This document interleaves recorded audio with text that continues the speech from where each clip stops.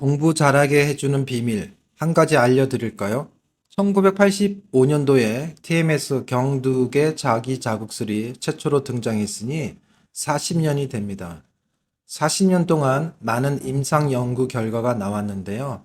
인지 기능과 관련된 걸 알아보면 알츠하이머, 노인성 치매에서 인지 능력을 유지시켜 줍니다. 성인 ADHD, 주의력 결핍을 치료합니다. 이러한 인지기능 관련된 치료 결과를 바탕으로 해서 영상을 제작했습니다. 오늘은 정상인에게도 TMS 치료가 효과가 있을까?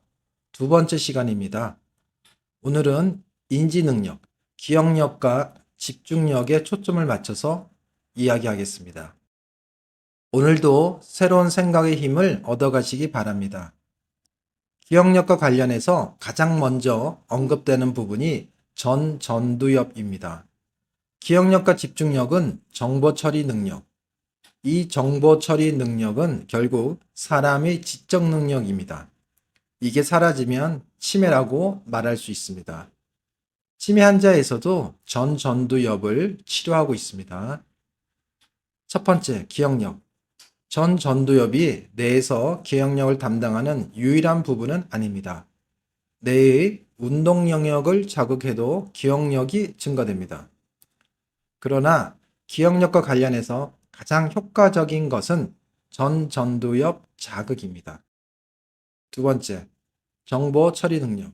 어려운 업무를 해결해야 하는 경우 전두엽의 활성도가 증가함이 관찰되었습니다.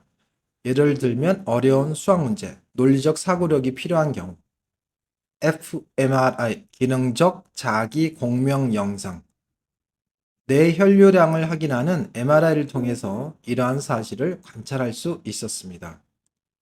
정보 처리 능력이란 뇌 신경의 일 처리 속도를 말합니다.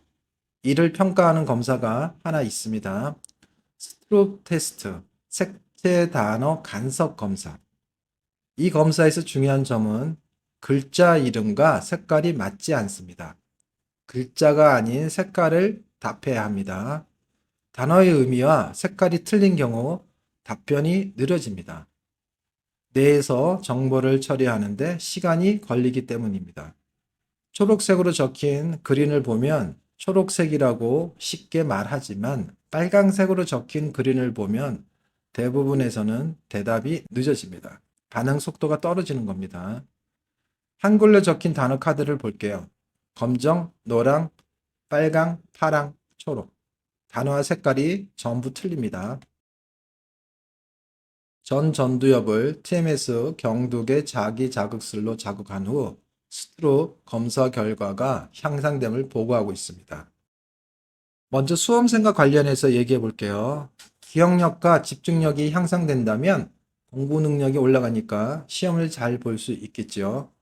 실제로 서울 강남에서는 ADHD 치료제가 집중력을 올려주는 공부 잘하는 약으로 둔갑한 웃지 못할 일도 있었습니다.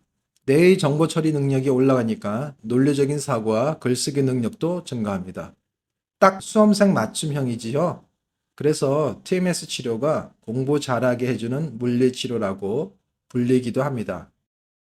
그리고 수험생 외에 많은 정보를 받아들이고 논리적인 사고를 해야 하는 변호사, 금융펀드 투자자, 창조적인 작업으로 손을 써서 그림을 그리거나 도자기 같은 예술 작품을 만드는 것, 글을 쓰는 소설가들에게도 TMS 치료는 도움이 됩니다.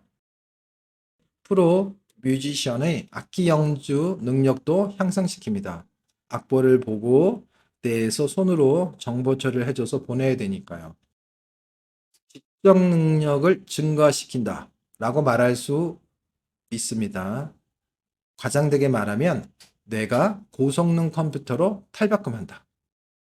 오늘의 영상 정리하겠습니다. 정상인의 전두엽 자극 시에도 기억력과 정보 처리 능력이 향상된다. 특히 수험생에게서 공부 잘하게 해주는 물리치료라고 말할 수 있다. 뇌에서 많은 정보 처리 능력과 논리적 사고가 필요한 변호사, 펀드 투자자, 예술가들, 그림, 도자기, 소설 창작, 악기 연주, 에게도 도움이 된다. 다음 영상은 얼굴 통증과 TMS입니다.